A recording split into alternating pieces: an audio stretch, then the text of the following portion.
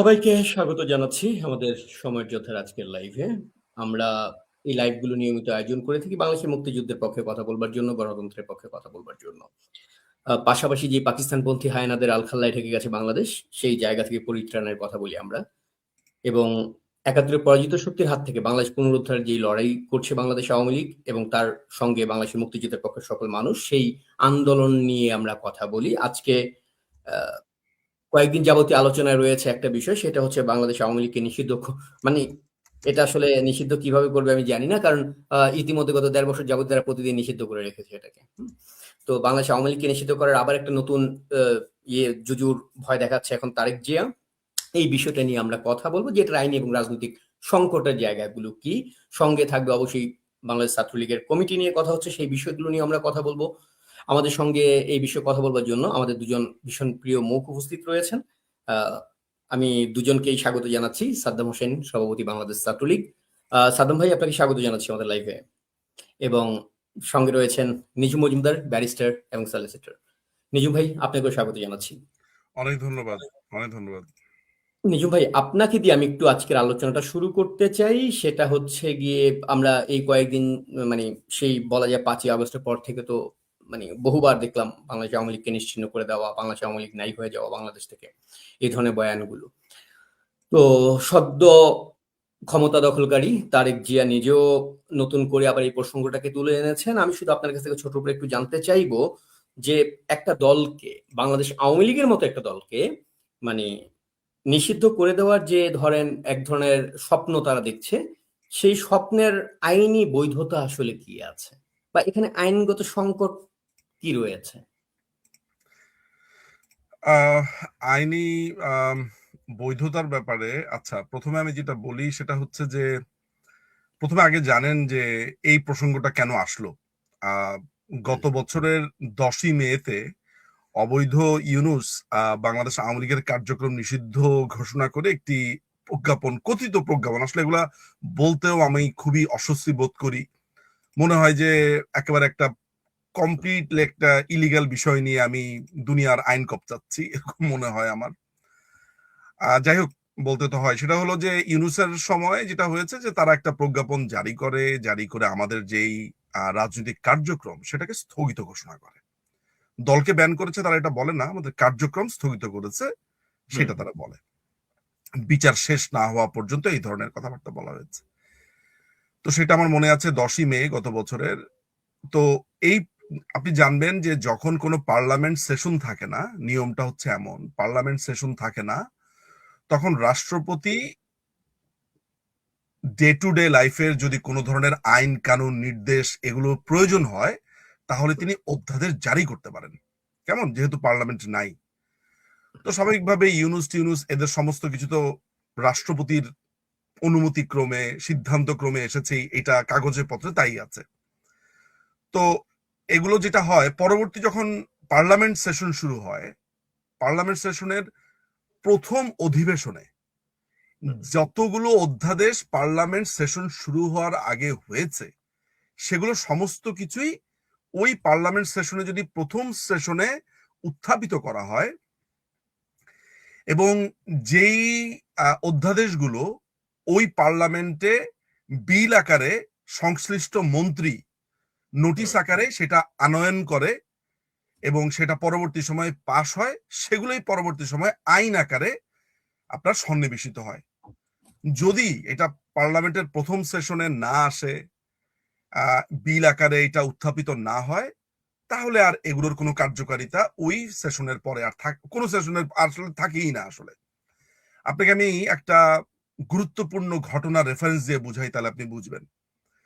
1975 সালের পরে ইনডেমনিটি অধ্যাদেশ, এরকম একটা অধ্যাদেশ, ঠিক আছে, যে বঙ্গবন্ধু হত্যাকাণ্ডের কোনো বিচার করা যাবে না, 14 তারিখ রাত থেকে যা ঘটেছে, পরবর্তী সময় যা ঘটেছে, এগুলোর কোনো বিচার করা যাবে না, এগুলো নিয়ে প্রশ্ন তোলা যাবে না, ব্লা ব্লা ব্লা। তো এইটা আপনার তো তখন কোনো পার্লামেন্ট ছিল না। পার্লামেন্টের ফার্স্ট সেশন কবে হলো?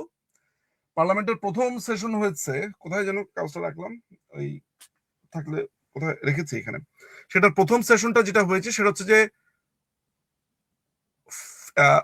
4th এপ্রিল 1979 প্রথম সেশন হয়েছে। যখন 1979 সালের ইলেকশন হলো, ইলেকশনের পরে প্রথম সেশন হয়েছে 4ই এপ্রিল 1979 সালে। তখন এই যে এর আগ পর্যন্ত অর্থাৎ 75 সালের 15ই অগাস্ট থেকে 1979 সালের 3রা এপ্রিল পর্যন্ত অনেক অধ্যাদেশ জমা হয়ে গিয়েছিল। সেই অধ্যাদেশ থেকে বেছে বেছে কিছু অধ্যাদেশকে তখন আইনে পরিণত করা হয়েছে, সংবিধানে ঢুকানো হয়েছে। তার মধ্যে এই ইনডেমনিটি অধ্যাদেশ অন্যতম, যেটা বিএনপি করেছিল। ঠিক আছে, খেয়াল করে দেখবেন যে তর্কাতর্কির সময় বলে যে আমরা তো ইনডেমনিটি অধ্যাদেশ আমরা করিনি, এটা করেছে হচ্ছে মোশতাক। কিন্তু বিএনপি যদি ওই পার্লামেন্টে এটাকে বিল আকারে না আনতো, তাহলে কিন্তু ইনডেমনিটি অধ্যাদেশের আর কোনো কার্যকারিতা থাকতো না। বুঝতে পারছেন? তো যারা এই প্রোগ্রামটা দেখবেন, আইনের শিক্ষার্থী যারা আছেন, তাদের জন্য একটু বুঝতে সুবিধা হবে যে this is how it work. তাহলে আপনার প্রক্রিয়াটা কি হলো? একই পদ্ধতিতে তারা যেটা করেছে, অনেক অধ্যাদেশ তারা বাদ দিয়ে দিয়েছে। যেমন ধরেন ওই যে জুলাই চার্টার অধ্যাদেশ যেটা আছে, সেটা নিয়ে তারা তর্কাতর্কি করছে। এরকম অনেক কিছু অধ্যাদেশ নিয়ে তারা তর্কাতর্কি করছে। কিন্তু আওয়ামী লীগ যে কার্যক্রম নিষিদ্ধ, এটা নিয়ে তাদের আবার কোনো ধরনের তর্কাতর্কি নাই। এটা তারা বিল আকারে আনবে এবং এটা তারা পাশ করবে। আমার কথা বুঝতে পারছেন? সো আপনাকে আমি ইউনুস কি করেছে সেটা বললাম, এই পার্লামেন্টে বা কথিত পার্লামেন্টে কি হচ্ছে সেটাও আমি আপনাকে বললাম। এখন আপনার প্রশ্নে আসি। আপনি বলেছেন যে এটা কি আসলে করা যায় কিনা, করা যাবে কিনা। হ্যাঁ, নির্বাহী আদেশের মাধ্যমে সরকার, নির্বাচিত সরকার করতে পারে। কিন্তু প্রবলেম হচ্ছে নির্বাচিত সরকার করতে পারে। কোনো একটা অবৈধ দখলদার সরকার, ধরেন আপনার অবৈধ দখলদার ক্ষমতা আপনার কেড়ে নিল, মব তৈরির মাধ্যমে ক্ষমতা দখল করলো, তারা যখন যেসব সিদ্ধান্ত নিবে আলটিমেটলি এগুলো অবৈধ। ফলে তাদের লেগেসি ধরে যারা আসবে সবই অবৈধ। যেটা আমরা পঞ্চম সংশোধনী যখন করেছিল, অর্থাৎ ইনডেমনিটি অধ্যাদেশ যেই পার্লামেন্টে পাশ হয়েছিল, সেখানে একটা সিনেমা হলের রেস ধরে পুরো জিয়াউর রহমানের ক্ষমতাই অবৈধ ঘোষণা করা হয়েছিল। এখন প্রশ্ন আসতে পারে যে একটি রাজনৈতিক দল কি আসলে নিষিদ্ধ হতে পারে? সরকার নির্বাহী আদেশের মাধ্যমে করতে পারে। আমি একদম এরা কি করেছে সেটা আমি আপনাকে বলছি না, একটা নর্মাল সুস্থ স্বাভাবিক একটা সরকারের ক্ষেত্রে বলছি আমি আপনাকে। কিন্তু সেটার জন্য আপনাকে রিজন দিতে হবে যে এই রিজনে আমি করছি, এই কারণে করছি। আপনি কখনো পৃথিবীর কোথাও শুনেছেন যে কারো বিরুদ্ধে অভিযোগ আসলে বলা হতে পারে যে অভিযোগ যেহেতু এসেছে তাই তারা নিষিদ্ধ, বিচার শেষ হওয়ার আগ পর্যন্ত তারা নিষিদ্ধ থাকবে, কার্যক্রম নিষিদ্ধ থাকবে? এটাই তো বলেছে পৃথিবীর মানে সভ্য সভ্য যেই আইন কানুন আছে তাদের মধ্যে একটি হচ্ছে ICCPR, international covenant of civil and political rights. এরকম পুরো ইলাবরেশনটা এরকম দাঁড়ায়, একটু দেখে নেবেন। এটাকে আমি সংক্ষেপে আইসিসিপিআরটা আমার ভালো মনে আছে। ওইখানে একটা বেসিক রাইটস হচ্ছে ইনোসেন্ট আনটিল প্রুভেন গিলটি। পৃথিবীর যে কোনো ক্ষেত্রে এটা সত্য। অর্থাৎ আপনার বিরুদ্ধে যদি কেউ কোনো অভিযোগ দায়ের করে, ধর্ষণ করেছেন, খুন করেছেন, হত্যা করেছেন, মেরেছেন, কেটেছেন, হোয়াট এভার, আপনি ফেসবুকে ফাটা ফেলতে পারেন, আপনি সোশ্যাল মিডিয়াতে ফাটা ফেলতে পারেন, তাকে চোর দাখিল করতে পারেন, কিন্তু প্রপার জায়গাটা হচ্ছে আদালত। ওই আদালতে রায় হওয়ার আগ পর্যন্ত যার বিরুদ্ধে অভিযোগ আনা হয়েছে, মানে সেখানে দোষী সাব্যস্ত হওয়ার আগ পর্যন্ত যার বিরুদ্ধে অভিযোগ আনা হয়েছে, সে হচ্ছে ইনোসেন্ট, তার রাইটস সবচাইতে বেশি।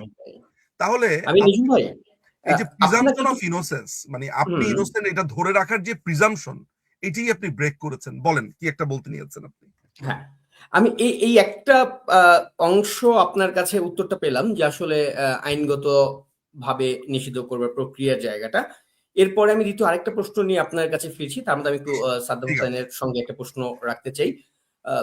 সাদ্দাম, আপনার কাছে এই বিষয়টা নিয়ে জাস্ট ছোটর উপরে একটু আপনার মতামতটা জানবো, তারপরে আমি দ্বিতীয় প্রশ্নটা আপনার কাছে যাবো। প্রথম প্রশ্ন হচ্ছে যে আওয়ামী লীগ নিষিদ্ধকরণের যে প্রক্রিয়াটা বা যে আওয়াজটা, যদি আমি বলি যে আওয়াজটা তারা দিচ্ছে,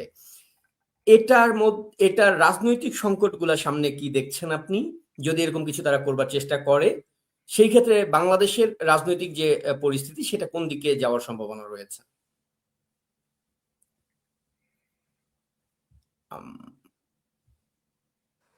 ধন্যবাদ। আমি যদি ছোট ছোট করে বলি, ইতিমধ্যেই সহ আলোচক নিজু মজুমদার পুরো বিষয়টি চমৎকার ভাবে আলোচনা করেছেন। স্পষ্টত এটি একটি বেআইনি ভাবে এটি করা হয়েছে, আমাদের এই অধ্যাদেশের মাধ্যমে করা হয়েছে এবং কোন এই যেই সরকার ক্ষমতায় ছিল তারা অবৈধভাবে ক্ষমতায়িত হয়েছিল এবং যে অধ্যাদেশ আইনে পরিণত হয়নি, গেজেট আকারে প্রকাশিত হয়নি, তার আগেই সেই সিদ্ধান্তের প্রয়োগ করা হয়েছে যে আওয়ামী লীগের কার্যক্রম নিষিদ্ধ। এবং দ্বিতীয় যে বিষয়টি ইতিমধ্যে উল্লেখিত হয়েছে যে তাদের আইনের মধ্যে উল্লেখ আছে যে বিচার শেষ না হওয়া পর্যন্ত নিষিদ্ধ থাকবে, কার্যক্রম নিষিদ্ধ থাকবে। তো এটি তো প্রমাণিত হওয়া, বিচারিক ভাবে যেটি প্রমাণিত হয়নি, এটি তাদের আইনি ভাষার মধ্যেই কিন্তু এটি উল্লেখ করা আছে। তৃতীয় বিষয় হচ্ছে যে কোনো আইনের মধ্যে যদি কখনো করা হয়ে থাকে, এটি তো সম্পূর্ণভাবেই বেআইনি। এটা আমাদের সংবিধানে আমাদের যে মত প্রকাশ করার স্বাধীনতা, সংগঠন করার স্বাধীনতা, গণতান্ত্রিক অধিকার, প্রতিবাদ করার অধিকার, সমাবেশ করার অধিকার, এটি তো সুস্পষ্টভাবে মৌলিক অধিকার, সাংবিধানিক অধিকার, নাগরিক অধিকারের লঙ্ঘন। এবং এই বঙ্গবন্ধুর হত্যাকারীদের যেভাবে দায় মুক্তি দেওয়া হয়েছিল অধ্যাদেশের মধ্য দিয়ে, সেটিকে পরবর্তীতে ভাবে আইনগতভাবে এবং রাজনৈতিকভাবে যারা সেটিকে বাস্তবায়ন করেছিল সেই বিএনপি, এবং তারা আজকে একই কাজ করছে। আজকে তারা একইভাবেই আওয়ামী লীগের উপর যে অবৈধ নিষেধাজ্ঞা দিয়ে দেওয়া হয়েছে সেই অধ্যাদেশকে তারা আইনগত অনুমোদন দিতে যাচ্ছে। আরেকটি হচ্ছে যে এগুলো দিয়ে এই বিএনপি সরকার সবসময় তাদের দলটিকে যেভাবে তারা তাদের দলের মার্কেটিং ভ্যালু তারা অ্যাড করার চেষ্টা করে, যে দলটি হচ্ছে বহুদলীয় গণতন্ত্রে বিশ্বাস করে। আরেকটি হচ্ছে তারা গণতান্ত্রিক প্রক্রিয়ায় বিশ্বাস করে। গণতন্ত্র বলতে এদের সবসময় মুখে সবসময় এরা ফেনা তুলে রাখতো, উঠতে বসতে মাইকের পেতেই এখানে যেখানে সেখানে সবসময় গণতন্ত্র গণতন্ত্র কথা বলতো। এবং আজকে তারা সেই গণতন্ত্রের অ্যাম্বাসেডররা আজকে কি করছে, তারা যে রাষ্ট্রটা হাতে পেলে তারা যে গণতন্ত্রের প্রতি কতটুকু কমিটেড থাকে এবং রাষ্ট্রকে কি গণতন্ত্র উপহার দেয়। এর আগে গ্রেনেডের গণতন্ত্র আমরা দেখেছি, এখন এই নিষেধাজ্ঞার খড়গহস্ত তারা আওয়ামী লীগের উপর করছে।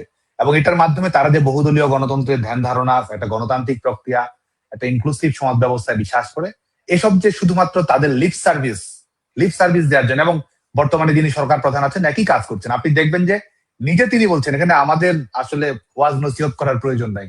নিজে বিদেশি গণমাধ্যমে বলার সময় বলছেন যে কোন রাজনৈতিক দলকে নিষেধাজ্ঞা করা যায় না, যদি নিষেধাজ্ঞা দেই তাহলে সেটা তো আমার উপর আসতে পারে। তো আপনি যদি সেটি বিশ্বাস করেন তো সেটার প্রতিফলন কই, সেটার প্রতিফলনটা কোথায়? আবার তারা দেখুন যে তারা কখন কি বলছে। এরা যখন নিষেধাজ্ঞা দেয়া হলো তখন নিষেধাজ্ঞা দেওয়ার আগে তারা তাদের বক্তৃতা বিবৃতিতে, আপনার মনে আছে, তারা বলছিল যে তারা নির্বাহী আদেশে তারা নিষেধাজ্ঞায় বিশ্বাস করে না, বিচারিক প্রক্রিয়ায় নিষেধাজ্ঞা দেওয়া হলে হতে পারে। এখানকার বর্তমানে এলজিআরডি মিনিস্টার, মহাসচিব বিএনপি, তিনি এই ধরনের দিলেন। আবার যখন নিষেধাজ্ঞাটা দেওয়া হলো তখন তিনি কৃতিত্ব দাবি করছেন যে চিঠিটা তারাই দিয়েছেন, কৃতিত্বটা তার। এবং পরবর্তীতে আবার দেখবেন যে বিভিন্ন সময় বিভিন্ন ধরনের রেটরিক তারা উৎপাদন করেন যে সংসদটা কিরকম, এখানে একটা তো আছেই, ঘাটতি আছেই, বড় একটা দল বাইরে। আবার তারা দেখবেন যে এখানে কালকে পিঠ চাপিয়ে এই হাততালি দিয়ে দিয়ে সংসদ ভবনের বেঞ্চের উপরে তারা আওয়ামী লীগের নিষেধাজ্ঞার যে অধ্যাদেশ, বেআইনি অধ্যাদেশ, সেটিকে তারা অনুমোদন দিচ্ছে। তো এটির মাধ্যমে আসলে তাদের সমস্ত মুখোশী উন্মোচিত হয়ে যাচ্ছে। এটি একটি দিক। আরেকটি দিক হচ্ছে যে এটি কেন করছে, যদি একটা হচ্ছে যে তারা এই গণতান্ত্রিক প্রক্রিয়ায় আসলে গণতন্ত্র নয়, ক্ষমতাটা তাদের কাছে মূল্যবান, রাষ্ট্রযন্ত্রটা দখল করাটা হচ্ছে তাদের কাছে মূল্যবান। এবং যেটার মাধ্যমে আজকে যখন বিশেষ করে আমাদের এই 2006 পরবর্তী বাংলাদেশে যখন 111 কিংবা এর আগে অনির্বাচিত তত্ত্বাবধায়ক সরকার 2 বছর ধরে থাকা, এবং সেটার প্রেক্ষাপট কিন্তু তারাই ধ্বংস করেছিল। যখন যে চুক্তিটি হয়েছিল রাজনৈতিক দলগুলোর মধ্যে, সেটি যখন তারা লঙ্ঘন ঘটিয়ে তত্ত্বাবধায়ক সরকারের যে সুনির্দিষ্ট বিধান ছিল বিচারপতিদের বয়সসীমা বাড়িয়ে তারা 1,10,00,000 ভুয়া ভোটার বানিয়ে তারা যে গণতন্ত্রকে নস্যাৎ করতে চেয়েছিল, এবং সেটার পরিণতি যেহেতু 111, আজকে আবার 111 ঘটিয়েছে তারা, আজকে আবার 111 ঘটানোর জন্য বিভিন্ন জনকে তারা আবার ধরছে। এই হচ্ছে যে এদের বাস্তবতা। এবং আমি মনে করি যে সবচেয়ে বড় কারণ যদি বলি, যে তারা যেটি মনে করছে তারাও আসলে বোকার স্বর্গেই আছে। তারা মনে করছে যে এভাবেই সবকিছু চলবে। সবচেয়ে বড় কারণ হচ্ছে তারা জানে যে জনমত আওয়ামী লীগের দিকে। আওয়ামী লীগ গণতান্ত্রিক প্রক্রিয়ার মধ্য দিয়ে জনগণের কাছে, জনগণের স্বাভাবিক রাজনৈতিক কর্মকাণ্ড যদি পরিচালনা করে, তাহলে হচ্ছে যে আওয়ামী লীগ জনমতকে প্রভাবিত করতে পারবে, রাজনৈতিক আন্দোলন শক্তিশালী করতে পারবে, এবং নিয়মতান্ত্রিক প্রক্রিয়ায়, শান্তিপূর্ণ প্রক্রিয়ায়, সংসদীয় প্রক্রিয়া এবং নির্বাচনী প্রক্রিয়ায় আওয়ামী লীগ রাষ্ট্র ক্ষমতা দায়িত্ব গ্রহণ করবে। এবং আমার কাছে বিশেষ করে মনে হয় আওয়ামী লীগ সভাপতি বঙ্গবন্ধু কন্যা দেশরত্ন শেখ হাসিনা বিশেষ করে যখন স্থানীয় সরকার নির্বাচন সামনে রেখে প্রস্তুতির কথা বলেছেন, তখনই তারা আসলে তাদের বুঝ তারা বুঝে গেছে তারা কি হতে যাচ্ছে।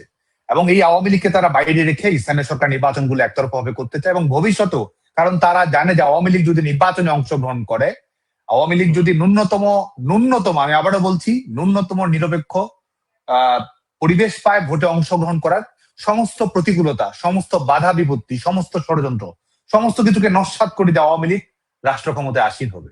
আওয়ামী লীগ জনগণের ম্যান্ডেট প্রাপ্ত হবে এবং যে কারণে তারা আওয়ামী লীগকে এই এই খেলায় যেন অংশগ্রহণ না করতে পারে, আওয়ামী লীগ যেন গণতান্ত্রিক প্রক্রিয়া অংশগ্রহণ না করতে পারে, তার মানে মোটা দাগে জনগণ যেন তার রায় প্রদান করতে না পারে। কারণ জনগণ রায় প্রদান করলে কি করতে পারে এটা তারা জানে না, এটা মনে করার কোন কারণ নেই। এটা তারা জানে বলেই কিন্তু আওয়ামী লীগকে তারা ফ্যাসিস্ট বলছে, আওয়ামী লীগকে জনগণের কাছে পর্যুদস্ত বলছে, আওয়ামী লীগ জনগণের কাছে প্রত্যাখ্যাত বলছে, আবার আওয়ামী লীগকে নির্বাচনে অংশগ্রহণ করতে দিচ্ছে না। তো ঠিক এই একই কারণে, এই রাজনৈতিক কারণে তারা এটি করছে। আর আপনি যদি বলেন এটার প্রভাব কি, এক হচ্ছে যে আওয়ামী লীগ একটি হচ্ছে যে আরেকটি বিষয় আমি একটু ছোট্ট করে সংযোজন করি, সেটা হচ্ছে যে অনেক সময় আমাদের আলাপ আলোচনা এভাবে আসছে যে এটা তো বিএনপির বদান্যতার কোনো বিষয় না যে আওয়ামী লীগের কাছ থেকে নিষেধাজ্ঞা প্রত্যাহার করতে হবে।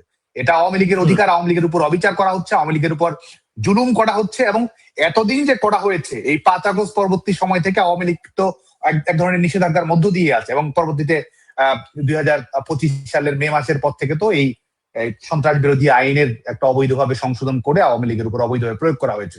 তো এই যে তারা এই নিষেধাজ্ঞাটা দিয়ে তারা এই এক ধরনের আপনি দেখবেন যে বিভিন্ন আলাপ আলোচনা এটি আসছে, যেন প্রত্যাশা করা হচ্ছে, যেন আহ্বান জানানো হচ্ছে। এটা আহ্বান জানানোর কিছু নেই। আওয়ামী লীগের এটি অধিকার, এটি বাংলাদেশের রাষ্ট্রীয় আইনের, সংবিধানের আইন লঙ্ঘন। বরং নিষেধাজ্ঞা প্রত্যাহার করা হোক বা না হোক, জনগণ তার কাজ সময় মতো করে নেবে। বরং এতদিন আওয়ামী লীগকে যে কার্যক্রম চালাতে দেওয়া হয়নি, আওয়ামী লীগের উপর নিষেধাজ্ঞা দেওয়া হয়েছে, জুলুম করা হয়েছে, আইনের সমান আশ্রয় লাভের অধিকার থেকে বঞ্চিত করা হয়েছে, এর জবাব সবাইকে দিতে হবে। যারা এটির সঙ্গে সম্পৃক্ত, এটি মনে করার কোনো কারণ নেই যে এর দায় এই দখলদার ইউনূস সরকারকে নিতে হবে, বিএনপি জামায়াতকে নিতে হবে, এবং বর্তমান বিএনপি সরকার তারা যেহেতু এটা আইনগত রাজনৈতিক ভাবে দিচ্ছে তাকে করতে হবে।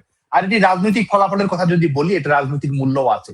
আজকে আপনি যখন নিষেধাজ্ঞা আরোপ করবেন, এই আপনি জবরদস্তি করে ক্ষমতা দখল করে রাখবেন, কতদিন রাখবেন? ক্ষমতার হাত বদল হবে এবং একই সিদ্ধান্ত যদি আপনার উপরে যায়, তো আজকে যারা বিএনপি করছে, আজকে যারা ছাত্রদল করছে, ভবিষ্যতে তাদের কি হবে? প্রশ্নটি তো আসছে। তো তার মানে কি আমরা যে সাইকেলের মধ্যে আছি এটি চক্রাকারে আবর্তিত হতেই থাকবে? এটি ভবিষ্যতের রাজনীতির জন্য কিন্তু বাস্তবতা হচ্ছে যে অনিবার্য পরিণতি, আমরা চাই বা না চাই অনেকের জন্যই তো অপেক্ষা করবে। তো সেই কারণে কিন্তু এটা ভবিষ্যতের জন্য কোনো ইতিবাচক বার্তা বহন করছে না, এবং এটা রাজনৈতিক এবং আইনগত যে মূল্য সেটা সবাইকে চুকাতে হবে। তো সে কারণেই আমি এবং আরেকটা হচ্ছে যে নিষেধাজ্ঞা যদি তারা আমি শেষ করছি এক লাইনে, সেটা নিষেধাজ্ঞা তো তারা দিয়েই দিচ্ছে। আমি মনে করি যে আওয়ামী লীগের প্রতি মানুষের সমর্থন যেভাবে বাড়ছে, বিশেষ করে জনগণের সমর্থন এবং এখানকার কর্মীদের সাহসিকতার সঙ্গে লড়াই, এটির মাধ্যমে এই কাগজে নিষেধাজ্ঞার কোনো বাস্তবতা থাকবে না। সময়, আন্দোলন, লড়াই, সংগ্রাম, স্মৃতি এবং ভবিষ্যৎ নিয়ে প্রত্যাশা, এটির আঙ্গিকে সময়ের সঙ্গে সঙ্গে এই কাগজে নিষেধাজ্ঞা আসলে গুরুত্ব হারাবে এবং স্বয়ংক্রিয়ভাবে মানুষের সমর্থন নিয়েই আওয়ামী লীগ ঘুরে দাঁড়াবে। একেবারে। এবং এই বিষয়টা হচ্ছে যে মানে তারেক জিয়া কিংবা ইউনূস গ্যাং তারা যে আসলে অনুভব করতো না সেটা না, মানুষের তাদের উপর যে পরিমাণ ঘেন্না, যে পরিমাণ অস্বস্তি বেড়েছে, সাধারণ মানুষের জনজীবনে যেই পরিমাণ দুর্ভোগ পোহাতে হচ্ছে। আজকে আমি দেখছিলাম যে একজন সম্ভবত কিশোরগঞ্জের বা কোথাও একজন ভদ্রলোক একটা গাড়ির ভেতরে বসে এবং সে তার নিজের জুতা দিয়ে নিজের গালে পিটাচ্ছে এবং সে বলছিল যে আমি বিএনপিকে ভোট দিচ্ছি এই জন্য, যেহেতু আমি আমার এমপিরে পিটাতে পারবো না, আমি নিজেরে পিটাচ্ছি। খুব দরিদ্র একজন মানুষ। আরেকদিন দেখলাম ঢাকাই বোধ হয় টিএসসি এরিয়াতেই এক দোকানদার তার দোকান ভাঙছিল, সেখানে চিৎকার করে কান্না করছে একটা লোক। তো এই পরিস্থিতির মধ্যে সাধারণ মানুষ যাচ্ছে। অতএব এটা তারেকও জানে যদি আজকে ফেয়ার একটা ইলেকশন হয় তাহলে কি হবে। নিজুম ভাই, আপনার কাছ থেকে আমি ঠিক আগের কথা সূত্র ধরে একটা বিষয় একটু আরেকটু ডিটেল জানতে চাই।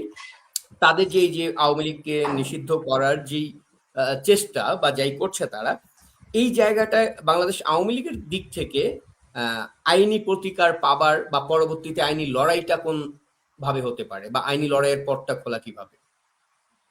এটা দেশি কিংবা আন্তর্জাতিক সব ক্ষেত্রগুলো মিলিয়ে আমি বলছি। আপনার মাইক্রোফোনটা মিউট করা আছে নিজুম ভাই। আমি আপনাকে কয়েকটা জিনিস একটু বলি। আমি আসলে ওই যে প্রজ্ঞাপনটার কথা আমরা বলছিলাম, জি।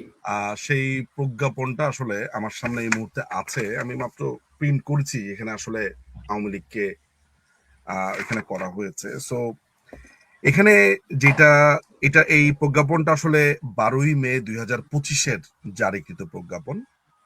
সেখানে আপনার কয়েকটা ওয়ার্ডিং আপনাকে একটু জানতে হবে, তাহলে আপনি জিনিসটা আরো বুঝবেন, সাধারণ মানুষরা বুঝবে। আপনার মূল প্রশ্নটা হচ্ছে যে আপনার প্রথমবারের প্রশ্নটা ছিল হচ্ছে যে এইভাবে নিষিদ্ধ করা যায় কিনা। এখনকার প্রশ্নটা যেটা হয়েছে সেটা হচ্ছে যে আমরা আইনিভাবে কি করতে পারি। আপনি এমন একদম। এমন সব প্রশ্ন করেন, হ্যাঁ, এমন এমন সব সময়ে যেগুলোর উত্তর হুম, যে মাঝে মধ্যে চিন্তা করি আসলে কেন আমি একটু কনফিউজ হয়ে যাই। প্রশ্ন তো আপনার সোজাই, কিন্তু হুম, একটা রাষ্ট্রে আপনার আমি আমি এই শব্দটাকে বলি ডেজাভু। অতীতে হুম, একই ঘটনা দেখে এসেছি। ডেজাভু মানে কি? এটা ফ্রেঞ্চ ওয়ার্ড, আমরা জানি কোথায় যেন দেখেছি। হুম, হুম, আমি অতীতে ঠিক একই ঘটনা দেখেছি। বঙ্গবন্ধুকে হত্যা করা হলো, বঙ্গবন্ধুকে হত্যা করার পরে মোশতাক আসলো, মোশতাকের পরে সায়েম আসলো, সায়েমের পরে জিয়া আসলো, এরপরে মানে পুরো হোল স্টোরি আর কি। একই ঘটনা দেখতে পাচ্ছি যে এইখানে একই ঘটনা, এরা ক্ষমতা নিল, ক্ষমতা নেওয়ার পরে এরা বলছে মানে এখানে মোশতাকের ভূমিকায় মোহাম্মদ ইউনূস এবং জিয়ার ভূমিকায় তারেক জিয়া। একদম মানে ব্যাপারটা এইভাবে পুরোপুরি ধারাবাহিকভাবে পুরোপুরি ব্যাপারটা তাই। মাঝখানে মাঝখানে পুরো। আপনার সায়েম মিসিং। হ্যাঁ, হুম। অর্থাৎ এখানে সায়েম মিস হয়ে গেছে। সায়েম হয়তো হ্যাঁ, এনসিপি আরেকটু ভালো অবস্থায় যেতে পারলে এনসিপি হয়তো সায়েম হতো। ওই সুযোগ পায়নি আরকি। আপনার যেটা হয়েছে দেখেন, এখানে এখানে একটা টার্ম দেখেন এরকম, যেহেতু আম, উল্লেখিত অপরাধ সময়ের অভিযোগে বাংলাদেশ আওয়ামী লীগ এবং এ সকল অঙ্গ সংগঠন, সহযোগী সংগঠন, ভাতৃপ্রতিম সংগঠনের নেতাকর্মীদের বিরুদ্ধে আন্তর্জাতিক অপরাধ ট্রাইব্যুনাল ও দেশের ফৌজদারি আদালতে বহু সংখ্যক মামলা বিচারাধীন রয়েছে।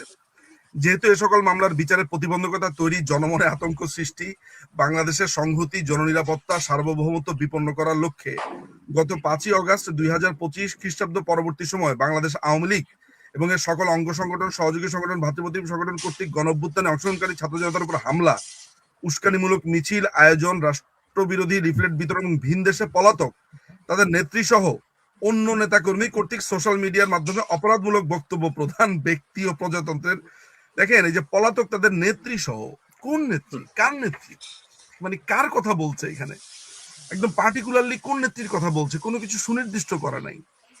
হুম, যেহেতু এ সকল কর্মকাণ্ডে রাষ্ট্রের সার্বভৌমত্ব নিরাপত্তা হুমকির মুখে পড়েছে, দলটি এবং এর সকল অঙ্গ সংগঠন, সহযোগী সংগঠন, ভাতৃপ্রতিম সংগঠনের নেতাকর্মীদের বিরুদ্ধে দায়েরকৃত মামলার বাদী ও সাক্ষীদের মনে ভীতি সঞ্চার করা হয়েছে ও এভাবে বিচার বিঘ্নিত করার চেষ্টা করা হয়েছে। ফলে যেহেতু সরকার যুক্তিসঙ্গতভাবে মনে করে সন্ত্রাস বিরোধী অধ্যাদেশ 2025 এবং সন্ত্রাস বিরোধী আইন 2009-এর 18(1)-এর প্রদত্ত ক্ষমতা বলে আন্তর্জাতিক অপরাধ ট্রাইব্যুনালে বাংলাদেশ আওয়ামী লীগ এবং এর সকল অঙ্গ সংগঠন, সহযোগী সংগঠন ও ভাতৃপ্রতিম সংগঠনের নেতাকর্মীদের বিরুদ্ধে হুম, বিচার কার্য সম্পন্ন না হওয়া পর্যন্ত, কিন্তু খেয়াল করে দেখেন যে আম, এই যে এরা এরা ভাতৃপ্রতিম সংগঠন বলছে, সহযোগী সংগঠন বলছে, তারপরে এগুলো যে বলছে নেতাকর্মীদের বিরুদ্ধে বিচার কার্য সম্পন্ন না হওয়া পর্যন্ত, অর্থাৎ তারা প্রিজাম্পশন অফ ইনোসেন্সের কথা যেটা আমি বলছিলাম, যে আপনাকে ধরে নিতে হবে যে যে কোনো মানুষ হচ্ছে তার নিরপরাধ, তার কোনো অপরাধ নাই। হুম, আপনি সোজা বাংলাতে এমন একটা প্রেসিডেন্ট, যেটাকে আমরা বাংলাতে বলি নজির, সেট করলেন যে আপনি আমাকে অ্যাকিউজ করার সাথে সাথে ধরে নিলেন অপরাধী আমি। আমার কথা বুঝতে পারছেন? এটা গেল 1 নাম্বার। 2 নাম্বার হচ্ছে যে আমাদের সংবিধানের 38 নম্বর অনুচ্ছেদ আপনি পড়বেন, 37 নম্বর অনুচ্ছেদ পড়বেন। এই দুটো অনুচ্ছেদ যদি একসাথে পড়েন তাহলে হুম, হুম, সভা সমাবেশ করার অধিকার, রাজনৈতিক সংগঠন খোলার অধিকার, এগুলো সবকিছুই এই সংবিধান আমাদেরকে দিয়ে দিয়েছে। হুম, কেন আমি আপনাকে এইসব এই উত্তরগুলো দিতে আমি একটু ক্লান্ত বোধ করি জানেন? কারণ আমি একটা এনিম্যাল ফার্মের মধ্যে দাঁড়া দাঁড়া আমি মানুষের গল্প বলতেছি, হুম। বুঝতে পারছেন? আমি আপনাকে সংবিধানের গল্প শোনাচ্ছি, আইনের গল্প শোনাচ্ছি। কোথায় আইনের গল্প শোনাচ্ছি? যেখানে সংসদের মধ্যে বলে ভুয়া ভুয়া। আপনি আপনি আপনার আপনি আপনার এই জীবনে কোনোদিন এবং শুনেছেন? যেখানে মানে গতকালকে এটাকে পুলিশ একটা দিয়ে মারামারি রাজচক্র, ঘটানো হয়েছিল। আপনি বলে এটাকে একটা দেখেছেন এই রাজচক্র জিনিসটা। বানিয়ে ফেলেছে। মানে হ্যাঁ, পার্লামেন্টে কালকে মারামারি পুলিশ দিয়ে ঠেকাতে হয়েছে। এইটা এনসিপির নেতা এবং হচ্ছে জুলাই যোদ্ধা। হুম, আচ্ছা, এটা আমি জানি না। মানে সোজা কথা হচ্ছে যে আপনি গতকালকেই। এমন একটা অবস্থা নিয়ে কথা বলতে হচ্ছে আপনার কাছে। এখন আলাপটা হচ্ছে আপনি আইনি ভাবে কি করতে পারেন, এটাকে আপনি চ্যালেঞ্জ করতে পারেন। আপনি এই পুরো ঘটনাটাকে আপনি রিট পিটিশন দায়ের করতে পারেন। এইটা নিয়ে আপনি লড়তে পারেন। কিন্তু মুশকিলের ব্যাপারটা হচ্ছে যে ধরা যাক যে আমি রিট পিটিশন দাখিল করলাম, বা আমাদের দলের হয়ে কেউ দাখিল করলো, বা একজন সাধারণ মানুষই দাখিল করলো, সেই রিট পিটিশন দাখিল তাকে করতে দেওয়া হবে? আচ্ছা, ধরে নিলাম করতে দেওয়া হলো, এই মামলাটাকে তারা রাজনৈতিকভাবে এটার কোনো হিয়ারিং টিয়ারিং কিছুই হবে না, আটকে রাখবে।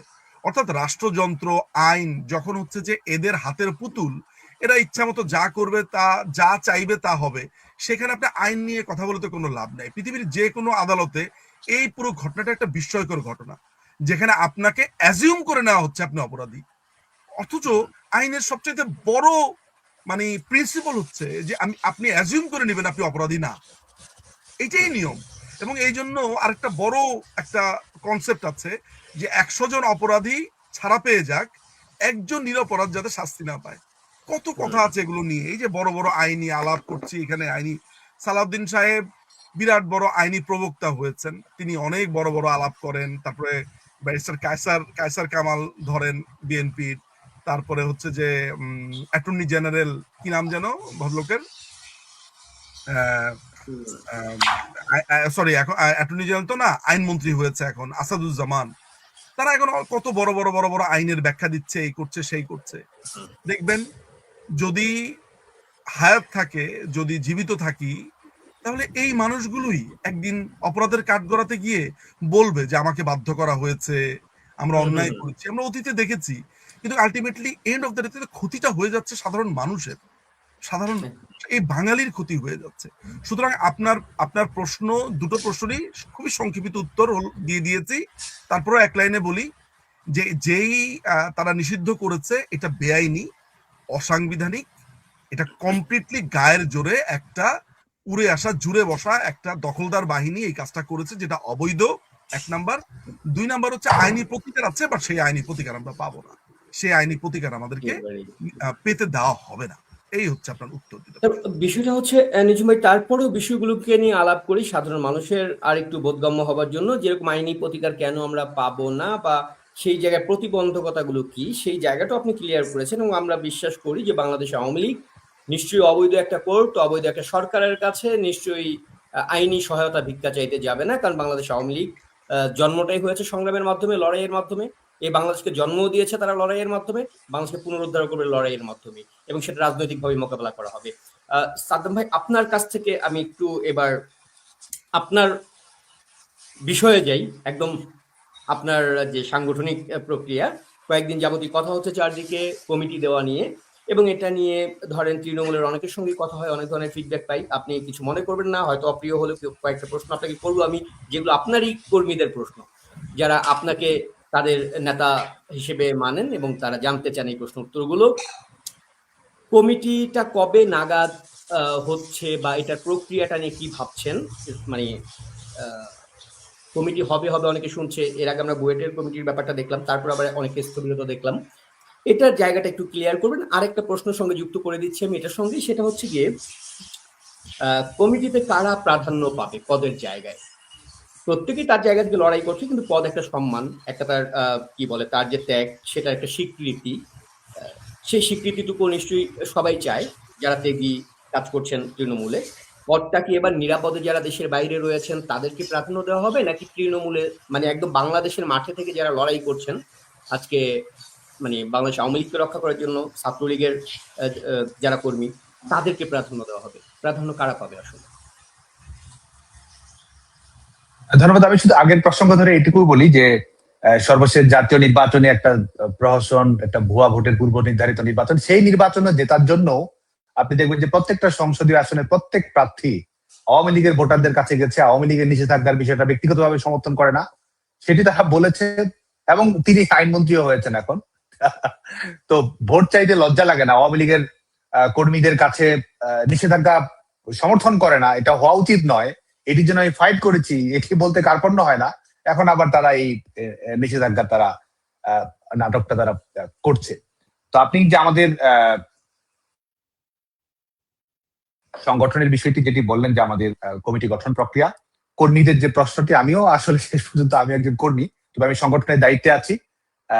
তো সেই জায়গা থেকে আমি যেটি আমরা এটি নিয়ে কাজ করছি, বিশেষ করে আমাদের অগ্রাধিকার ভিত্তিতে আমাদের যেসব জায়গায় কমিটি নেই আমাদের জেলা মহানগর বিশ্ববিদ্যালয়গুলোতে, যেসব জায়গায় বর্তমানে কোনো সাংগঠনিক কাঠামো বিদ্যমান নেই, কর্মী সভা হয়েছে কমিটি হয়নি, সম্মেলন হয়েছে কমিটি হয়নি, কিংবা দীর্ঘ সময় ধরে সাংগঠনিক কমিটি গঠন করা হয়নি, সেগুলো অগ্রাধিকারের ভিত্তিতে আমরা মিটিং করছি, আলোচনা করছি। আজকেও মিটিং হয়েছে। আপনার সঙ্গে মিটিং শেষ হওয়ার পরেও আমাদের কয়েকটি জেলা নিয়ে আলোচনা আছে, সেখানকার কর্মী, প্রার্থী, সংশ্লিষ্ট সবার সঙ্গে আলাপ আলোচনার ভিত্তিতে আমরা কাজ করছি।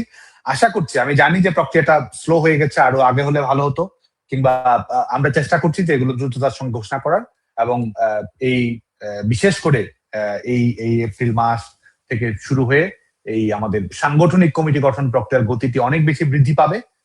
সকল পর্যায়ে, দেশে বিদেশে, আন্তর্জাতিক ইউনিটগুলোর ক্ষেত্রে, শিক্ষা প্রতিষ্ঠান, সকল কমিটি পূর্ণাঙ্গ করা, নতুন কমিটি দেওয়া, কমিটি গঠনের জন্য তারিখ ঘোষণা করা, নতুন করে জীবন বৃত্তান্ত নেওয়া, কিংবা অনলাইনে যেটাই আয়োজন করা সম্ভব হোক না কেন, সভা কাউন্সিল যেটা হোক না কেন, সেগুলো আয়োজন করার চেষ্টা চলছে। আমরা আশা করি যে এটার ফলাফল আমরা দেখতে পাবো। তো এই কমিটি গঠন প্রক্রিয়াটা চলতে থাকবে। আরেকটি হচ্ছে যে আমি এই আলোচনাটি আমরা অনেকবার নিয়ে আসার চেষ্টা করছি। আমি যেহেতু আজকে আপনি আলোচনাটি আনলেন, সেটা এই জায়গা থেকে আমি ছোট্ট করে শুধু এটুকু বলতে চাই যে আমরা সংগঠনটা যেভাবে পরিচালিত করা প্রয়োজন, বা বাংলাদেশ ছাত্রলীগের যে সম্ভাবনাটা আছে, সেটা যদি পূর্ণাঙ্গ বিকাশ আমরা চাই, কিংবা সংগঠনের যে সমস্যাগুলো আছে সেই সমস্যাগুলো থেকে যদি আমরা নিজেদেরকে মুক্ত করতে চাই সংগঠনকে, তাহলে আমাদের মৌলিক কিছু পরিবর্তন নিয়ে আসতে হবে। তো সেই জায়গায় কমিটি গঠন প্রক্রিয়া নিয়ে আমি সুস্পষ্টভাবে বলছি। আমি বলছি না যে এটি এখন থেকে বাস্তবায়িত হবে কিংবা আমরাই বাস্তবায়ন করতে যাচ্ছি। যেহেতু একটা নিষেধাজ্ঞার বাস্তবতা, দেশে দম বন্ধ করা পরিবেশ, স্বাভাবিক কোনো রাজনৈতিক প্রক্রিয়া নেই, যে কারণে হয়তো আমরা সকল কিছু অনুসরণ করতে পারি না, পারবো না। কিন্তু আলটিমেটলি বাংলাদেশ ছাত্রলীগের যেটি বাস্তবায়ন করতে হবে সেটি হচ্ছে যে কমিটি গঠন প্রক্রিয়াটি সংশ্লিষ্ট সাংগঠনিক ইউনিটের মাধ্যমে নির্ধারিত হতে হবে। বাংলাদেশ ছাত্রলীগের কমিটি গঠন প্রক্রিয়া যখন সভাপতি, সাধারণ সম্পাদক নির্ভর হয়ে যায়, তখন কিন্তু দেখা যায় যে আমার সময় হচ্ছে কিনা, আমি কবে এটা ঘোষণা করব, আমার অগ্রাধিকার আছে কিনা আছে, এভাবে কিন্তু একটা লাখো নেতাকর্মীর একটা সংগঠন, এটার ওয়ার্ক প্ল্যান এভাবে হতে পারে না, এভাবে এটা ফাংশন করতে পারে না, এভাবে কিন্তু রাইট টাইমে আপনি ডেলিভারি দিতে পারবেন না। এবং একটা সংগঠনের, ধরুন একটা জেলা, একটা দূরবর্তী জেলা, একটা মহানগর, একটা বিশ্ববিদ্যালয়, একটি হচ্ছে যে এটা এই সংগঠনের নেতৃত্ব নির্বাচন, এটি কেন শুধুমাত্র আমার ব্যক্তিগত বিবেচনা, আমার প্রজ্ঞা কিংবা আমার সিদ্ধান্ত গ্রহণ প্রক্রিয়ার উপর নির্ভর করবে।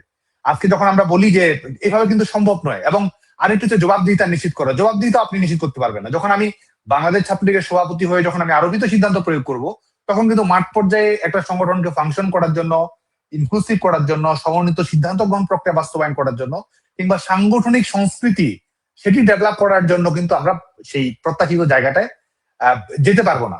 তো যে কারণে আমরা যদি বাংলাদেশে, আমাদের বর্তমানে আমাদের সাংগঠনিক কাঠামো আছে 128টা, আমাদের মেয়াদ আপনি দেখুন যে 128টা সাংগঠনিক ইউনিট, মানে আমাদের বাংলাদেশ ছাত্রলীগের আওতাধীন সরাসরি সাংগঠনিক ইউনিট, যেগুলো জেলা, মহানগর, বিশ্ববিদ্যালয় এবং কিছু ঐতিহ্যবাহী কলেজ, বিশেষ করে ঢাকার, সেগুলো আছে। এখন এই 128টা ইউনিট, সেখানে আপনার প্রত্যেক বছর আমাদের গঠনতন্ত্র অনুযায়ী এক বছর মেয়াদে কমিটি হওয়া উচিত। এখন এটি হচ্ছে না কেন? এই যে সংগঠনের নিয়মিত কমিটি না হওয়া, স্থবিরতা, ভালো নেতৃত্ব না আসা, কিংবা সংগঠনের দীর্ঘ সময় ধরে পরিশ্রম করছে কিন্তু নেতৃত্বে আসতে পারছে না, এই যে প্রক্রিয়াটা তৈরি হচ্ছে, এগুলো সমাধান যদি আমরা করতে চাই, এই সমস্যাগুলো কিন্তু থেকেই যাবে। হয়তো আমরা এগুলোকে মানে এক ধরনের, এটাকে বলা যায় যে সমস্যার ম্যানেজমেন্ট আমরা করছি, সমস্যা থেকে পরিত্রাণ পাওয়ার কোন রাস্তাটা আমরা আসলে নির্ধারণ করছি না। সেই রাস্তাটা আসলে নির্ধারণ করতে হবে। আজকে যদি 128টা ইউনিটে, ধরুন ঢাকা বিশ্ববিদ্যালয়, ধরুন কক্সবাজারে, ধরুন রাঙ্গামাটি বিজ্ঞান এবং প্রযুক্তি বিশ্ববিদ্যালয়, ধরুন বাংলাদেশ প্রকৌশল বিশ্ববিদ্যালয়, ছাত্রলীগের কেন্দ্রীয় নির্বাহী সংসদ কিংবা সভাপতি, সাধারণ সম্পাদক, আমরা নিয়ম সঠিকভাবে প্রয়োগ হচ্ছে কিনা, কোনো ব্যত্যয় থাকছে কিনা, গঠনতন্ত্র অনুসরণ করা হচ্ছে কিনা, সেসব দেখভাল করা, সেসব মনিটর করা, কর্মসূচিগুলো বাস্তবায়ন করা, এই প্রক্রিয়ার মধ্য দিয়ে কিন্তু আমাদের ক্ষমতাও কিন্তু একটা প্রক্রিয়া, নিয়মের আওতায় আসা উচিত। কিন্তু আজকে কিন্তু সেটি হচ্ছে না। তো যেটা দেখা যায় যে আজকে যখন আপনি সেই নিয়মটা অনুসরণ করবেন, ধরুন বাংলাদেশ প্রকৌশল বিশ্ববিদ্যালয়ে আমাদের 30 জন কর্মী আছে, ধরুন ঢাকা বিশ্ববিদ্যালয়ে আমাদের ধরুন সংখ্যার খাতিরে ধরছি যে 1000 জন কর্মী আছে। তো সেখান থেকে যদি আমরা, যারা মূল সংগঠক, যারা বিশ্ববিদ্যালয় কমিটিতে আছে, আমাদের ইউনিটগুলোর নেতৃত্বে আছে, সেসব থেকে আমাদের গঠনতন্ত্রে যেটা উল্লেখ করা আছে, সেই সব কাউন্সিলর বৃন্দ বা যারা নির্বাচক মন্ডলী, তারা বছরে একটা নির্ধারিত সময় আপনি পরীক্ষা দেন, বছরে একটা নির্ধারিত সময় আপনি কাজ করেন, 4 বছর পর ফিফা ওয়ার্ল্ড কাপ হয়, সবকিছু তো নিয়ম আছে। তো সংগঠনে যদি সেই নিয়মটা আমরা অ্যাপ্লাই করি, তাহলে কিন্তু দেখা যাবে যে সেই 30 জন কাউন্সিলর মিলে সেই 100 জন কাউন্সিলর মিলে তারা আলাপ আলোচনা করে প্রার্থী সেখানে থাকছে, তারা সেখানে নির্বাচনটা করছে। কারণ সংগঠনটা কিভাবে পরিচালিত হবে এটা তো কর্মীরা ভালো জানে। এবং সেখানে কিন্তু গণতান্ত্রিক প্রক্রিয়া যখন কমিটিটি গঠন হবে তখন আপনার সমস্যাগুলো কোন কোন সমস্যা থেকে আপনি মুক্তি পাচ্ছেন। এক হচ্ছে আপনি গঠনতন্ত্র অনুসরণ করছেন, 2 হচ্ছে যখন নির্বাচক মন্ডলীর মাধ্যমে, কাউন্সিলরদের মাধ্যমে কিংবা অধস্তন ইউনিটের নেতৃবৃন্দের মাধ্যমে আপনি নেতৃত্বে আসছেন, তখন কিন্তু আপনাকে যাচাই বাছাই করা, আপনার লিডারশিপ কোয়ালিটি মূল্যায়ন করা, আপনার দলের প্রতি এই বিষয়গুলো যাচাই বাছাই করার মাধ্যমে বেটার লিডারশিপ তৈরি করার সুযোগটা আপনার থাকছে।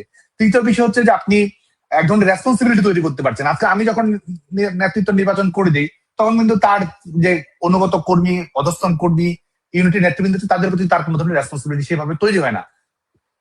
এবং এই 128 ইউনিটে আমি কবে কাউন্সিল দিব, আমি কবে না দিব, আমার ইচ্ছা অনিচ্ছা কবে হবে, সময় পাবো, বাস্তবতা হচ্ছে এটা, এভাবেই রাজনীতিটা যেভাবে ফাংশন করছে ওই যদি ফাংশন না করতো তাহলে কিন্তু স্বয়ংক্রিয়ভাবেই ঢাকা বাংলাদেশের সকল সাংগঠনিক ইউনিটে অটোমেটিক্যালি, আজকে আমার কাজ এটি নয়, আমার কাজ হচ্ছে তদারকি করা, আমার কাজ হচ্ছে যে প্রক্রিয়াটা অনুসরণ করছে কিনা, মতামতের প্রতিফলন করছে কিনা, গণতান্ত্রিক প্রক্রিয়া হচ্ছে কিনা।